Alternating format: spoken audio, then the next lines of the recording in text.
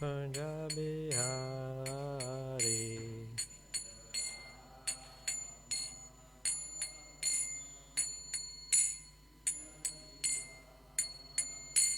Jaya Radha Madhava Kunja Bihari.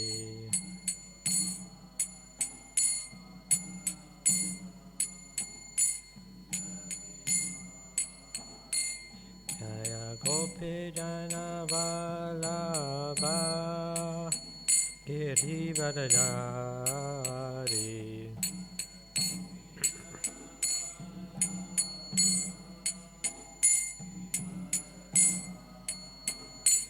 Jaya Gopi Jana Vallabha Girivardhari.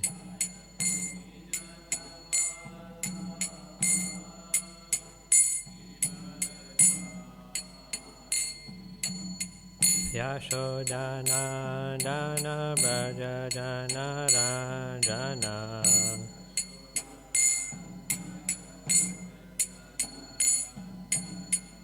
Yashodhana Dana Braja Jana Ranjana.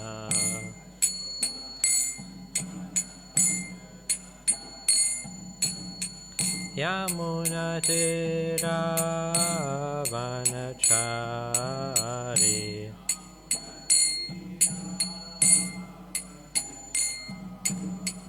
Yamuna Tira Vanachari.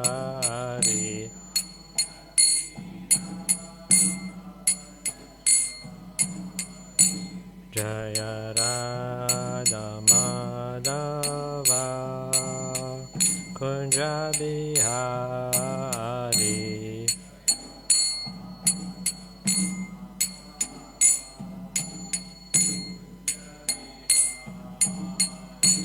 Jaya Radha Madhava Kunja Bihari.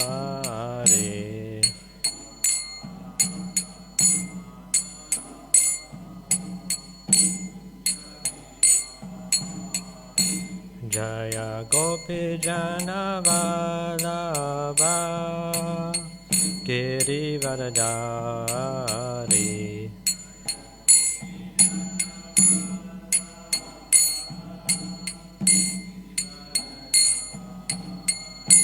Jaya Gopi Jana Vallabha Girivardhari.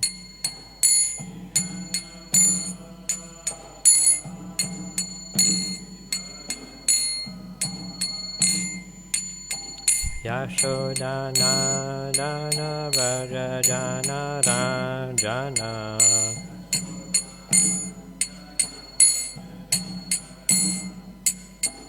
Yashodhana Dana Braja Jana Ranjana.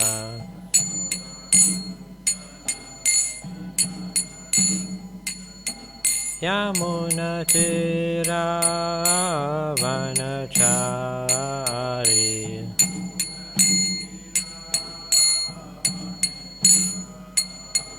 Yamuna Tira Vanachari.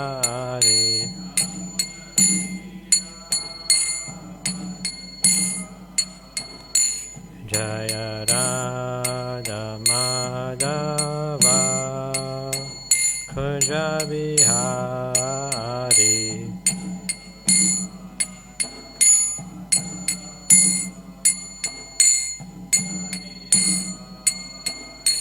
Jaya Radha Madhava Kunja Bihari.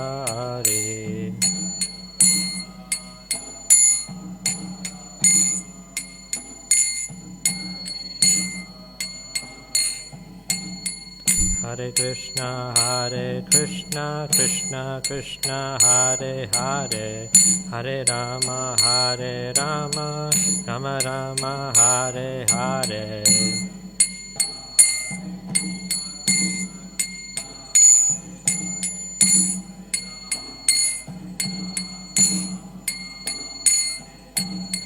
Hare Krishna, Krishna Krishna, Hare Hare, Hare Rama, Rama Rama, Hare Hare.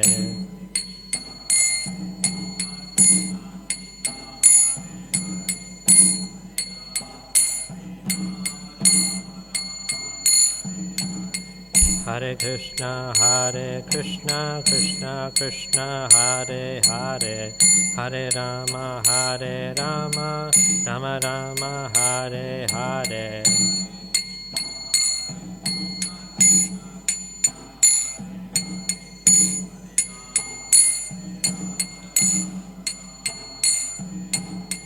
Hare Krishna, Krishna Krishna, Hare Hare, Hare Rama, Rama Rama, Hare Hare.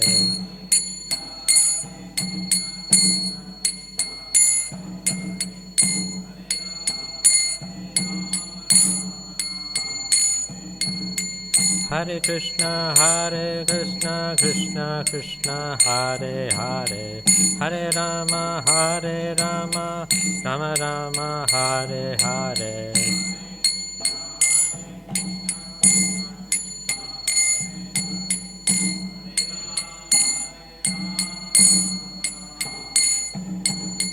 Hare Krishna, Krishna Krishna, Hare Hare, Hare Rama, Rama Rama, Hare Hare.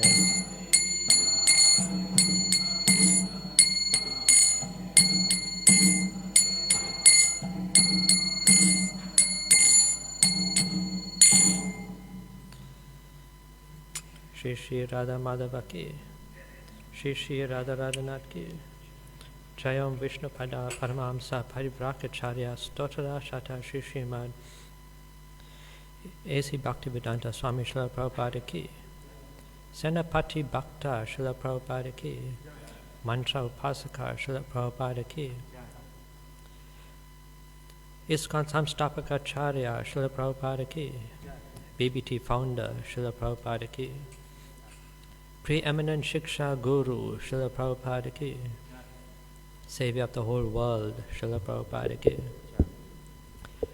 Jaya Om Vishnupada Paramahamsa Parivrakacharya Stotra Shata Shri Srimad Bhakti Siddhanta Saraswati Goswami Maharaj Prabhupada ki. Namacharya Srila Haridas Thakur ki. Ananta Koti Vaishnava Vrinda ki.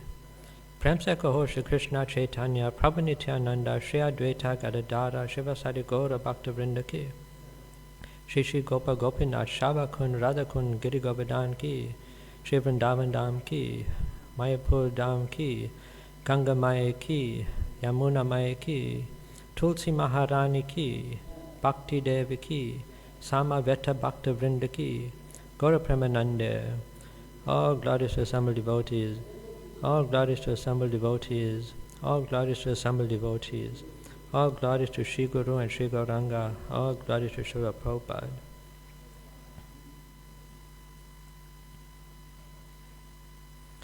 Today we're reading from Prabhupada's Lilamrta, chapter entitled A Threat Against ISKCON.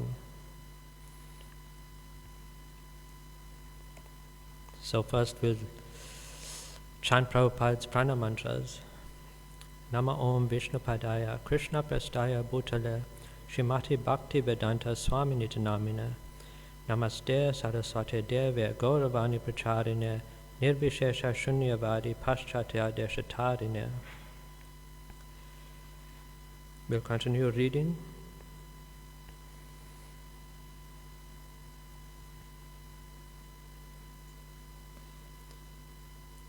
While the local anomalies were weighing heavily on Srila Prabhupada, the learned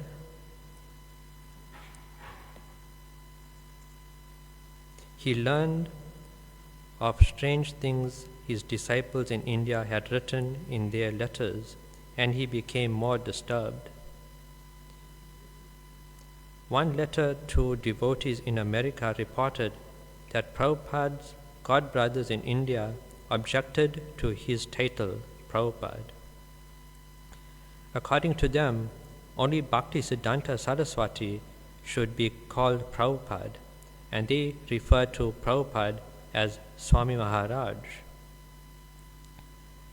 Prabhupada also learned that some of his disciples were saying he was not the only spiritual master. They were interested in reading Bhaktisiddhanta Saraswati's books, as if to discover some new teaching Prabhupada had not yet revealed. Prabhupada regarded these remarks as dangerous for ISKCON. Advancement in spiritual life was based on implicit faith in the spiritual master, and to Prabhupada, these new ideas indicated a relative conception as opposed to the absolute conception of the spiritual master. Such a conception could destroy all he had established. At least it could destroy the spiritual life of anyone who held it. Though sometimes ignorant, his disciples, he knew, were not malicious. Yet these letters from India carried a spiritual disease transmitted by several of Prabhupada's godbrothers to his disciples there. Prabhupada had already been troubled when some of his godbrothers had refused to help him secure land in Mayapur, the birthplace of Lord Chaitanya. Although he had asked them to help his inexperienced disciples purchase land, they had not complied. In fact, some of them had worked against him. Prabhupada had written to one of his godbrothers, "I am so sorry to learn that there is a sort of conspiracy by some of our godbrothers as not to give me a place in Mayapur." Prabhupada was sensitive to any threat to ISKCON.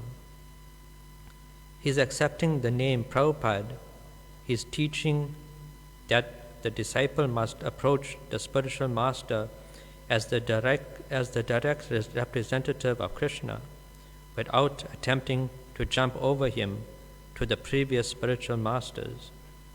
These things he had carefully explained to his disciples.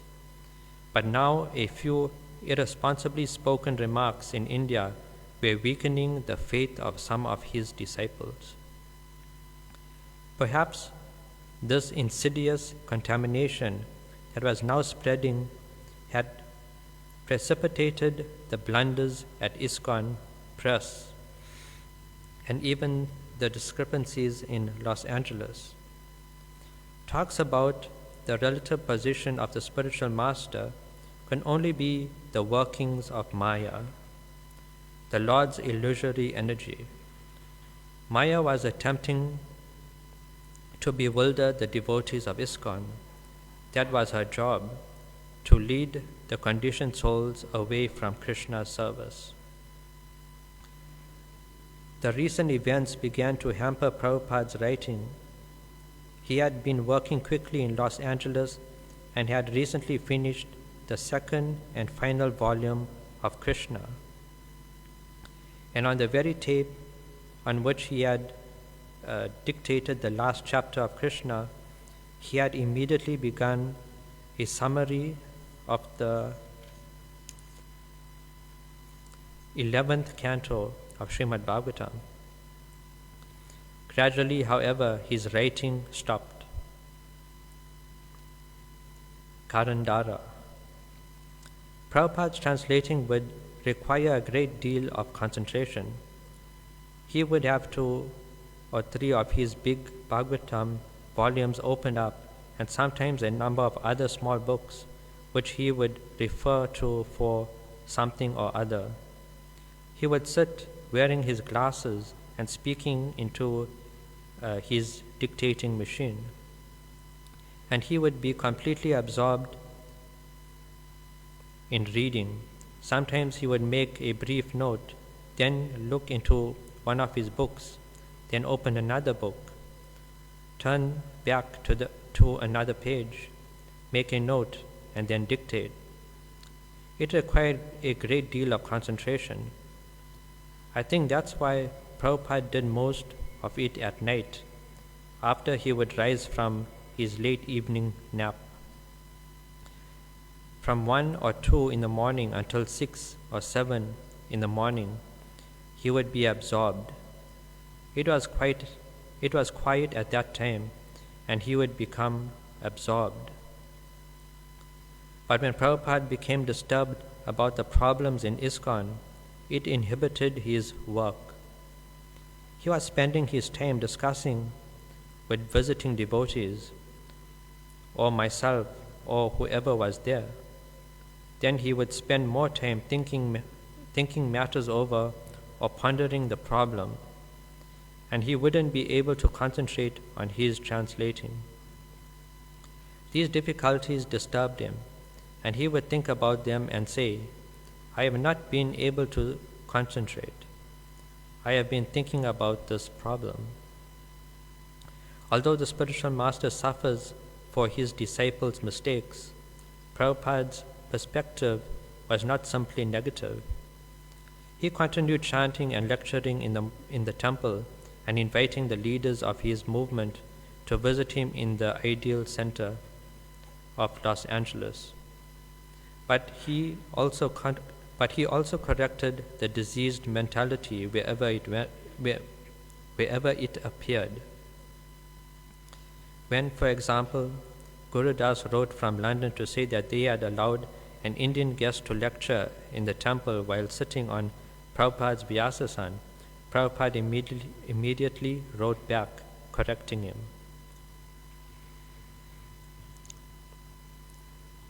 I am surprised how you allowed Mr. Parikh to sit on the Vyasasan. You know that Vyasasan is meant for the representative of Vyasadeva, the spiritual master, but Mr. Parikh does not come in the parampara to become the representative of Vyas. Neither does he have any sound knowledge of Vaishnava principles. I understand from your letter that sometimes discussions on Aurobindo philosophy are done by Mr. Parikh from the Vyasasan, so I am a little surprised how did you allow like this. I think you should rectify immediately all these mistakes as stated by you in the last 2 lines of your letter. I think the best thing to do is to stop his class. Nonsense ought not to be tolerated. In a letter from Paris, Tamal Krishna asks Prabhupada philosophical questions about the perfection of the spiritual master, and Prabhupada answered fully but sternly. A spiritual master is always liberated. In any condition of his life, he should not be mistaken as an ordinary human being.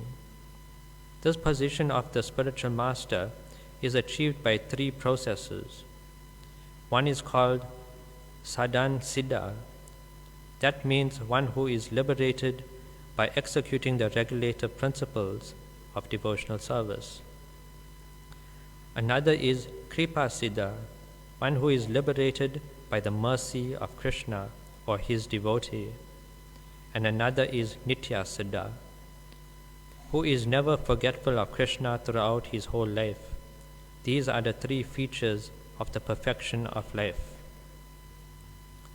So far Narada Muni is concerned, in his previous life he was a maidservant's son, but by the mercy of the devotees he later on became Siddha, and next life he appeared as Narada with complete freedom to move anywhere by the grace of the Lord. So even though he was in his previous life a maidservant's son, there was no impediment in the achievement of his perfect spiritual life.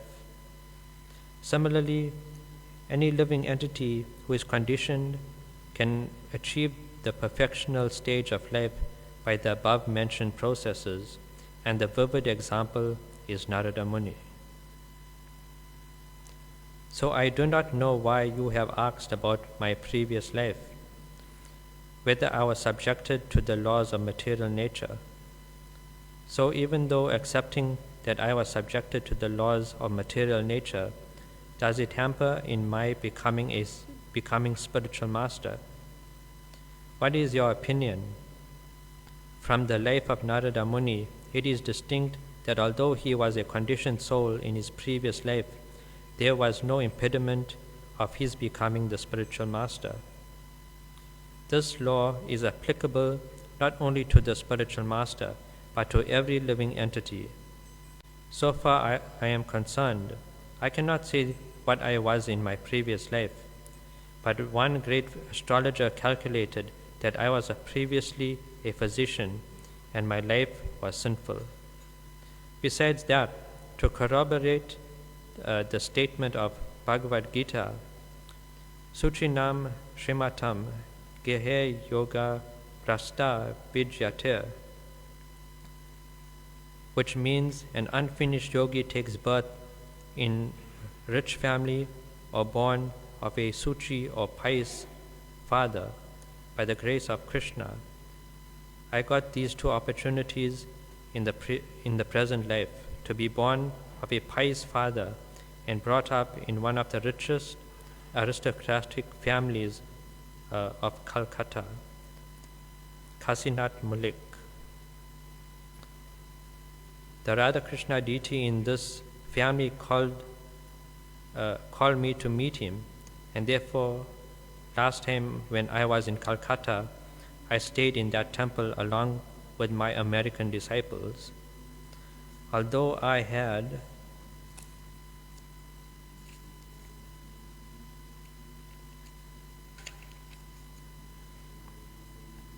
immense opportunities to indulge in the four principles of sinful life because I was connected with a very aristocratic family, Krishna always saved me, and throughout my whole life, I do not know what is illicit sex, intoxication, meat eating, or gambling. So far my present life is concerned, I do not remember any part of my life when I was forgetful of Krishna. Prabhupada thought of his leaders had become entangled in ISKCON management and were trying to gain control for themselves. In the classes he would speak of this only indirectly, and as he had when he had exposed that the devotees weren't chanting and reading enough. Consequently, most devotees were unaware of Prabhupada's anxiety, but occasionally, while sitting in his room or in the garden, Prabhupada would express his concern. He wanted his disciples to manage ISKCON, but to do so they must be pure. Only then would he be able to concentrate on writing books. In June he wrote to Brahmananda,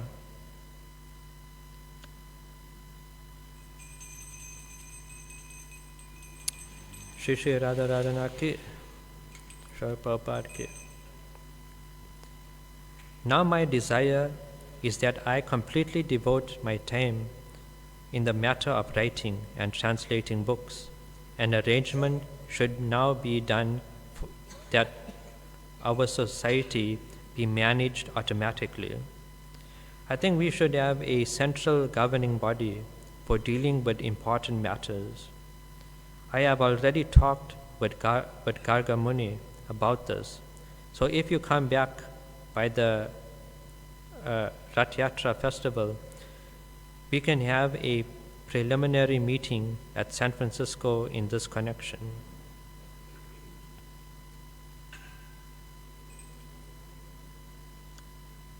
In July, Prabhupada visited San Francisco for the 4th annual ISKCON Ratha Yatra.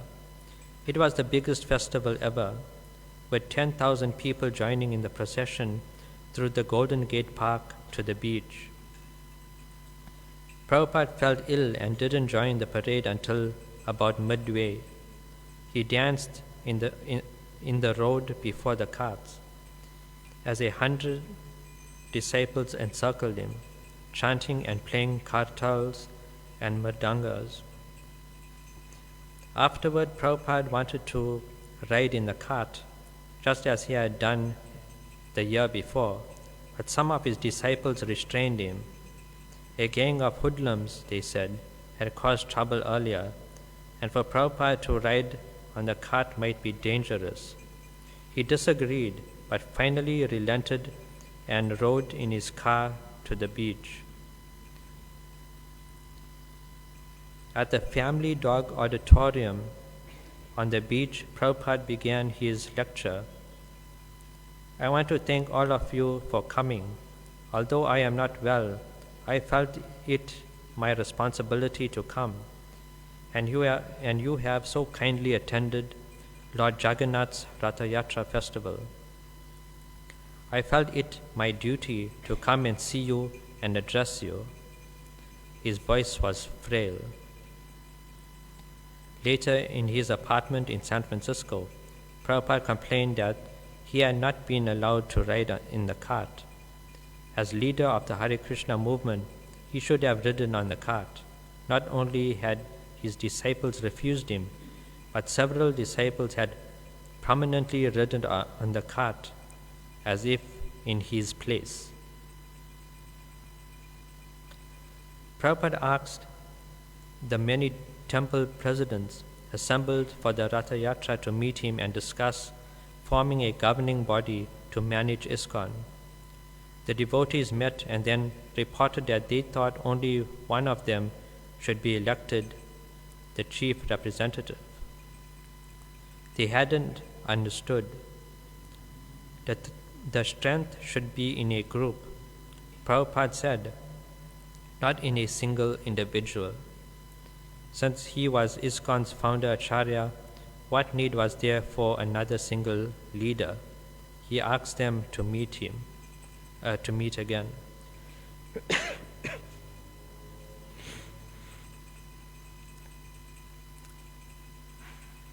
Returning to Los Angeles, Prabhupada announced he would award several of his disciples the sannyas order. The devotee community excitedly prepared for the festival. The sannyasis, Prabhupada said, would leave their temples to travel and preach. It was an unprecedented change for ISKCON, a sensation, and the devotees loved it. Although Prabhupada was awarding sannyas to some of his most advanced disciples, he also said that the sannyasa initiation was to purify these disciples and to rid them of their entanglement in material desires. He set the initiation for the end of July, 2 weeks later. One day in Los Angeles, a visiting devotee speaking with Prabhupada in his room humbly asked why Prabhupada hadn't answered his question in a recent letter. Prabhupada remembered no such letter. Inquiring from his secretary, Prabhupada discovered that his secretary often showed incoming letters to certain temple leaders, who at their discretion would sometimes withhold letters they considered petty or too disturbing. Prabhupada was outraged. How dare they come between him and his other disciples? How could they presume to make such decisions on their own? How could a disciple censor his spiritual master's mail? Although Prabhupada reprimanded the devotees involved, the incident only increased the already heavy burden on his mind. Again, the thought of the spiritual disease transmitted in letters from India disturbed him. He found no one close to him in Los Angeles with whom he could speak confidentially about the serious minimization of the spiritual master. As his anxiety affected him bodily, he fell ill and stopped eating. Karandara. I'd heard some things, but in the spirit of going on, it had all been glossed over, and Prabhupada didn't talk much about it either. One time, though, I was in his room, right after the sannyasis left Los Angeles, and he asked me if I understood what had gone on. I said, "Well, I think so." But I didn't really know very much. At that time, the devotees who were going out on Sankirtan were in the alleyway chanting, and Prabhupada was at his desk, hearing the kirtan. He turned back, looking in the direction of the devotees below his windows, and smiled. Then he turned to me. "They're innocent," he said. "Do not involve them in this business." Karandara still didn't understand, and he wondered what not to involve them in. He did know, however, that a shadow was hanging over the heads of the sannyasis. Prabhupada requested 3 trusted disciples to come with him in Los Angeles. Rupa Nuga. I was in Buffalo and the phone rang. Someone said, "Srila Prabhupada is on the telephone." I said, "What? You're kidding." It wasn't Srila Prabhupada, but it was his servant. Devananda said, Srila Prabhupada wants you to come to Los Angeles." I said, "What's wrong?" He said, "Well, he doesn't want." Then he said, "Srila Prabhupada wants to talk about it now." So Srila Prabhupada got on the phone, and as soon as I heard him on the line, I paid my obeisances. Then I said, "Srila Prabhupada, what's wrong?" He said, "You didn't know I was ill." I said, "No." He said, "You should come immediately." Then I said, Srila Prabhupada, let me speak to Devananda." I didn't know what was going on, so I asked Devananda, "Tell me what's going on." Then he said, "Srila Prabhupada said he will talk with you when you come. He will explain everything." Bhagavan Das. One day after coming back from Sankirtan, I received a call from Rupanuga. He told me he was on his way to Los Angeles, having received a call from Prabhupada that there was some disturbance there. He couldn't tell me more, but he said he would call me when he returned. This set my mind reeling. I sat in the chair, hot and sweaty after coming back from Sankirtan.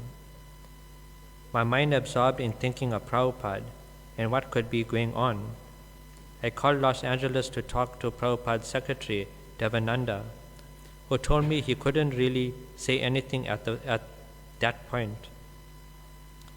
I was hoping somehow or other I would get more information of the situation, but after waiting some time, I went in to take my shower. I was in the shower when all of a sudden someone banged on the door. "Prabhupada is on the telephone. He wants to speak with you." I was sure there was some misunderstanding. How is it possible that the spiritual master could be on the telephone? Anyway, I ran out of the shower, all wet, and picked up the telephone and said, "Hello?" There was a long pause. Then all of a sudden I heard Srila Prabhupada's voice on the other end. "Bhagavan Das." "Yes," I said. "Srila Prabhupada, please accept my humble obeisances. How can I serve you?" I was completely stunned. Then Prabhupada's voice came slowly on the phone. There are many things that you will do, but the first thing is that you must come here immediately. I said, of course, Srila Prabhupada. I will be there right away. And with that, we both hung up. I managed to gather the money together to take the flight to Los Angeles, and when I got on the plane in Detroit, it just so happened that Rupanuga was also on the same plane. We sat together and discussed what could possibly be happening in Los Angeles to cause Srila Prabhupada so much distress. When we arrived at the airport, Karandara picked us up and told us that some of the older devotees had been plotting against Prabhupada, and that day Prabhupada had given several of them sannyas and sent them away to preach. This was all quite amazing to me, and I didn't really know what to make of it. When we came into Prabhupada's room, he looked distressed and was rubbing his head, complaining of the blood pressure that was caused by the conspiracy. Tamal Krishna. I had written Srila Prabhupada a lengthy letter from Paris describing how we wanted to expand our preaching efforts.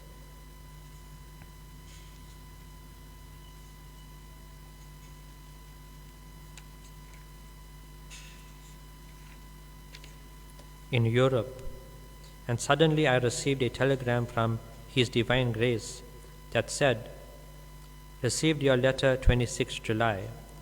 Come Los Angeles immediately." I was quite surprised, and I remember disentangling myself that very day and leaving that night. Even though I was in charge of the activities there, when I arrived in Los Angeles, I found Rupanuga, Bhagavan, Kirtananda Swami, and Karandara. I was in a very enthusiastic, blissful mood from having done so much Sankirtan, and I had no idea of any difficulty. But these devotees were all in a heavy, sober, somber mood, and they tried to explain to me what was going on. But actually, I could not get a very clear understanding. I had arrived in the late afternoon, and I could not see Srila Prabhupada. Early next morning, when Prabhupada was informed that I had arrived, he called for me before Mangal Aarti. I went up to his quarters, and when I came through the door, Prabhupada was sitting in his room with his head downward. He looked up, and he appeared to be almost ill. I was gaunt and looked very sorrowful.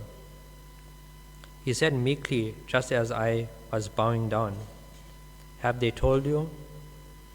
Of course, I hadn't really understood everything, but in reply to his question, I said, "Yes, they have told me some things." And Prabhupada said, "Can you help me?" So I answered, "Yes, Srila Prabhupada." He said, "Can you take me out of here?" I said, "Yes, Srila Prabhupada." Of course, I didn't feel that I could help Srila Prabhupada, but I could understand that I had to say yes. How can you say no? I won't. But how far could I help? It's like lifting the heaviest object in the world. The Guru is so heavy, and yet I had to say yes. So Prabhupada asked me next, "Where will you take me?" And I said, "Well, we can go to Florida." He said, "No, that is not far enough." I said, "I could take you to Europe." He said, "No, that also will not be good. The problem may be there also." So anyway, we didn't conclude where to go at that time. But Prabhupada said, It is like a fire here. I must leave at once. It has become like a fire. Prabhupada confided in Rupanuga, Tamal Krishna, and Bhagavan about the various incidents. His mail withheld, his name was printed, his riding in the Rath Yatra parade restricted. He mentioned these and other indications that certain persons wanted to move him into the background, out of the reach of his disciples. He didn't want to stay in Los Angeles. He didn't want to stay in the United States. He didn't even want to go to Europe. He wanted to leave the arena of his disciples' offenses. But before leaving, he wanted to complete his plans for establishing a governing body to manage ISKCON. To this end, he dictated the following on July 28th. I, the undersigned A.C. Bhaktivedanta Swami, disciple of Om Vishnupad Paramahamsa, 108 Sri Srimad Bhakti Siddhanta Saraswati Goswami Maharaj Prabhupada, came in the United States in 1965 on September 18th for the purpose of starting Krishna consciousness movement. For 1 year, I had no shelter. I was traveling in many parts of this country. Then, in 1966, July, I incorporated this society under the name and style the International Society for Krishna Consciousness, briefly ISKCON. Gradually, the society increased, and one after another branches were opened. Now we have got 34 branches enlisted herewith, and we have increased our volume of activities. Now I think a governing body commission,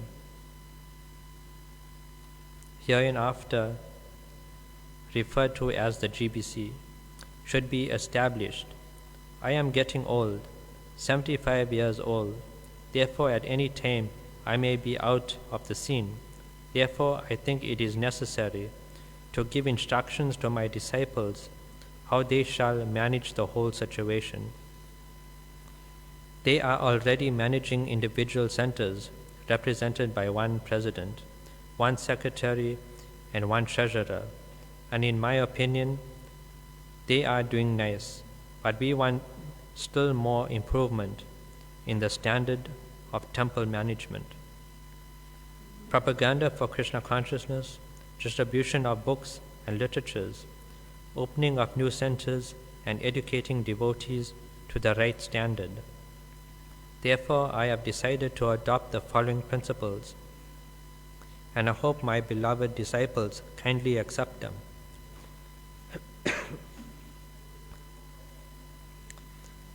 Prabhupada then listed the names of the 12 persons who would form the GBC. Sriman Rupanuga Das Adhikari, Sriman Bhagavan Das Adhikari, Sriman Shyamasundar Das Adhikari, Sriman Swatsarupa Das Adhikari, Sriman Karandar Das Adhikari, Sriman Hamsaduta Adhikari, Sriman Tamal Krishna Das Adhikari, Sriman Sudama Das Adhikari, Sriman Bali Madan Das Brahmachari, Sriman Jagadisha Das Adhikari, Sriman Hayagriva Das Adhikari, Sriman Krishna Das Adhikari. These personalities are now considered as my direct representatives. While I am living, they will act as my zonal secretaries, and after my demise, they will be known as executors. Prabhupada further described the role of the sannyasis. I have already awarded sannyas, or the renounced order of life, to some of my students, and they have also got very important duties to perform. in this connection. The sannyasis will travel to our different centers for preaching purpose, as well as enlisting the members of the center for spiritual advancement. Prabhupada's legal document went on to set forth general directions for the GBC secretaries. They should travel regularly to the temples in their representatives' respective zones to ensure that each devotee chanted 16 rounds and followed the regulated schedule, that the temples were clean. His 12 GBC secretaries would relieve him of management, and they would rectify present and future difficulties within the society. That rectification, Prabhupada's document explained, would be possible only when the devotees in each temple engaged fully in regulated devotional service. Rising early for Mangal Aarti at 4:30, attending a Srimad Bhagavatam class, and reciting the Sanskrit verses, and chanting in the streets and distributing Bhakti Garden magazines and other Krishna-conscious literature. This emphasis on strictly following Krishna-conscious principles would supersede all material formulas for management. The GBC would ensure that in their appointed zones all the devotees were properly engaged. There would be no Maya. The next day, Prabhupada drafted another significant statement naming Bhagavan, Rupanuga and Karandara trustees of his Bhaktivedanta Book Trust.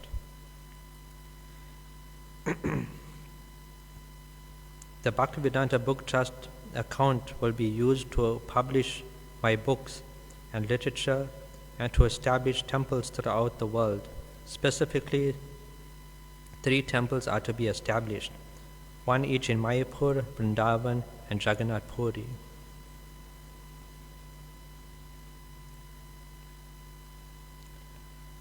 Since returning to America in 1967, Prabhupada had often said he would stay permanently in America as the adopted son of his disciples. Now he revealed his new plans.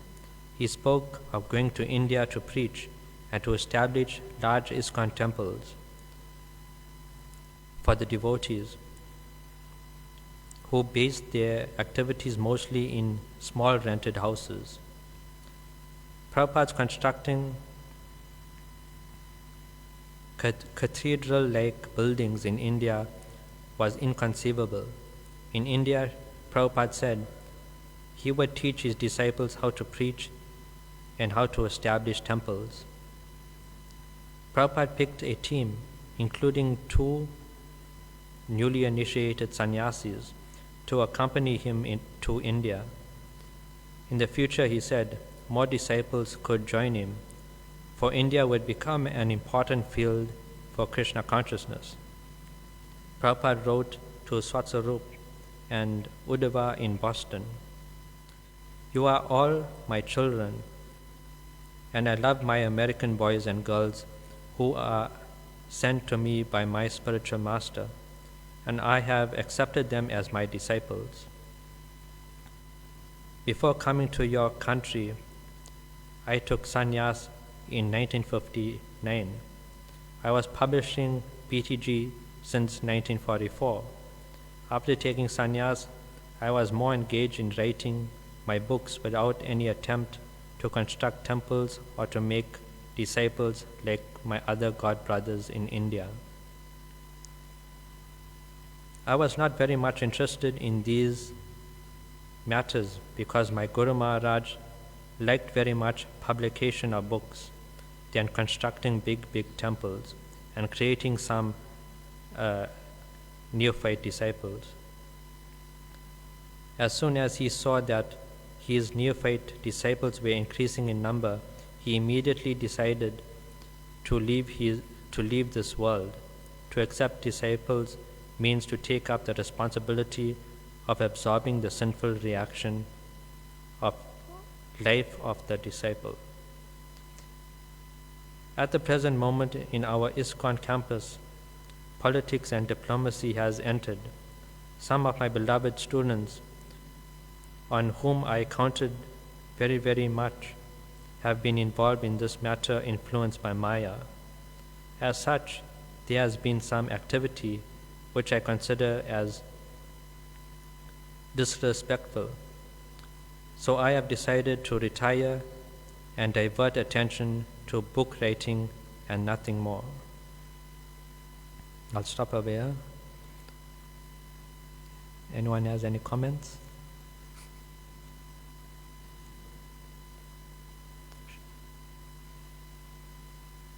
Srila Prabhupada ki?